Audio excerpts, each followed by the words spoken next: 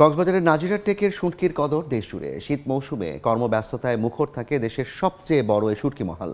আগামী 30শে মে পর্যন্ত চলবে উৎপাদন কার্যক্রম। শুঁটকি রপ্তানিতে সরকারিভাবে উদ্যোগ নেওয়ার কথা জানিয়েছেন ব্যবসায়ী নেতারা। মোহাম্মদ ফরাজের ছবিতে সোজাউদ্দিন রুবেলের রিপোর্ট। সাগর থেকে ধরে আনা ২০ প্রজাতির মাছ সূর্যের তাপে শুকিয়ে তৈরি করা হচ্ছে শুঁটকি। আবহাওয়া অনুকূলে, তাই দম ফেলার সময় নেই শ্রমিকদের। কক্সবাজারের নাজিরাটেক শুঁটকি মহাল বঙ্গোপসাগরের পাশ ঘেঁষে বালুচর জুড়ে গড়ে ওঠা দেশের সবচেয়ে বড় এই শুঁটকি মহালে এখন পুরোদমে চলছে উৎপাদন। ভালো পানি থেকে পরিষ্কার করে ধুয়ে তারপর মাছ শুকানো দিই, তারপর ২-৩ দিন লাগে আমাদের মাছগুলো শুকানোর জন্য। ধুয়ে শুকাই দিই, তারপরে ১ সপ্তাহ পরে আমরা চিটানে সালাম দিয়ে দিই।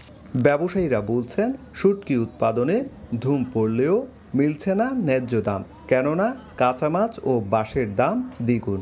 সেই সঙ্গে বেড়েছে শ্রমিকের মজুরিও। চুরি মাছ আগে কিনছি দিয়ে ১৫০ টাকা, এখন কিনা পরে দিয়ে ২৫০ টাকা। মাছ শুকাইয়া আমরা ন্যায্য দাম পাচ্ছি না।